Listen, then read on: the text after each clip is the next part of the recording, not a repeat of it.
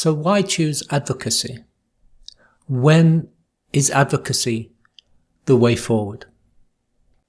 We may choose advocacy when our research so far, or our experience, tells us that we're not going to be able to achieve the goals we've set for our target group or community in any other way. Our goals may not be shared by others, by those with power, decision makers, or requests that we have made thus far for change have fallen on deaf ears and been ignored. We should also only get involved in advocacy when we are sure that we have the capacity to deliver. Because failing in an advocacy attempt can actually set back the cause that you're trying to support.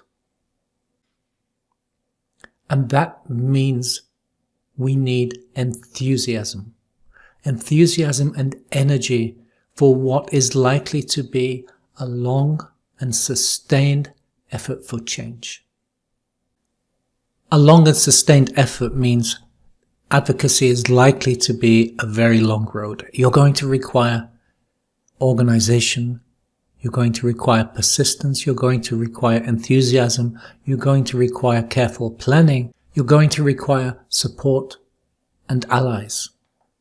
Change is not something that happens suddenly. When we see examples of mass uprisings and protests and people getting to their feet and demanding change, that is the end result of a long period of prolonged advocacy, when every request for change has been ignored.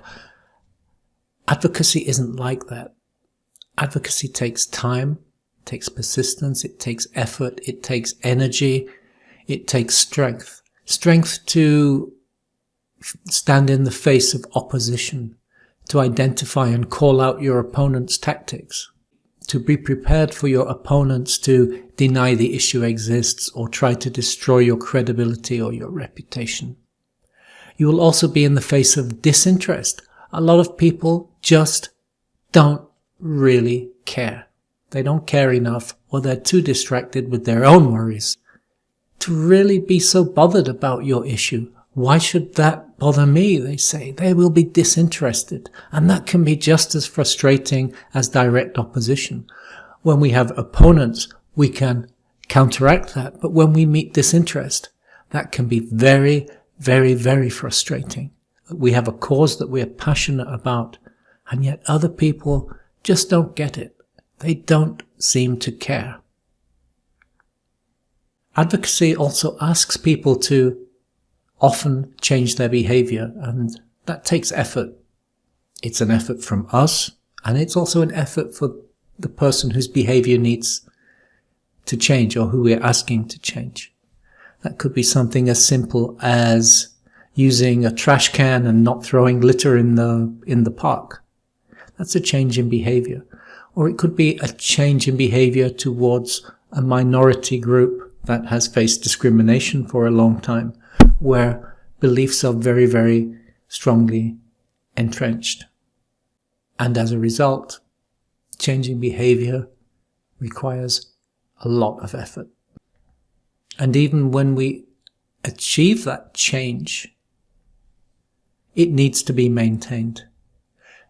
Many times we have seen, for example, laws enacted that have protected a particular right or a particular group, only to see those laws repealed when a government changes or when a public opinion changes. Similarly, if your advocacy is around environment, getting people to change their behavior once is fine, but in the longer term, how do we maintain those changes? So it's not just about saying we've done our job, we've achieved this, but it goes on beyond achieving the goal. That needs to be sustainable and maintained. That means that people need encouragement and support for your advocacy effort to really land as a long-term change in the world. We need to support people in maintaining that change. And as you can see, advocacy isn't for people with short attention spans or a passing interest in the issue. It's going to require long-term commitment. So before you even consider starting any kind of advocacy, it's really important to evaluate what are the risks and what are the benefits of this. Because, of course, if you succeed, if you achieve your goal, that's wonderful.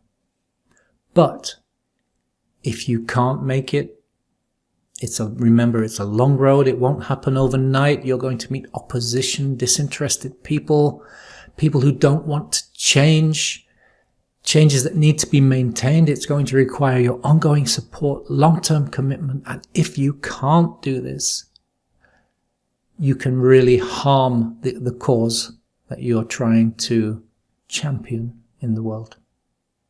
So you have to think long and hard whether you are really ready to take this journey.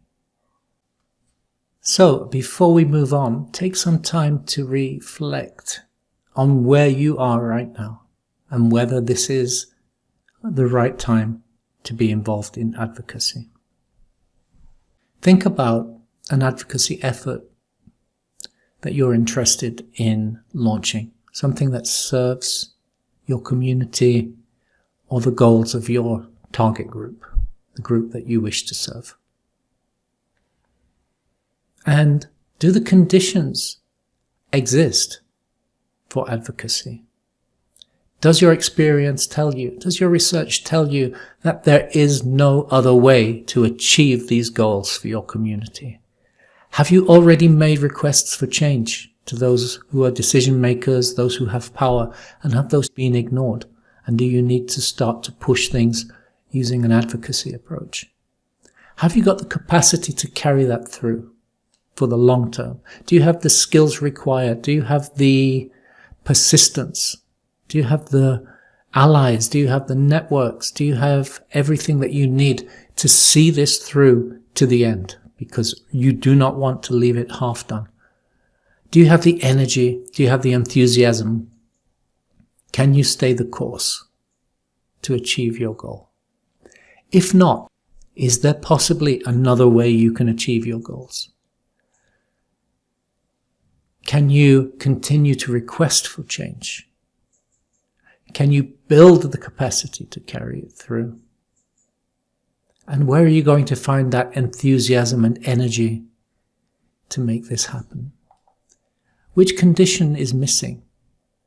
And if there is a condition that is missing, you may want to hold back until you are completely ready to begin.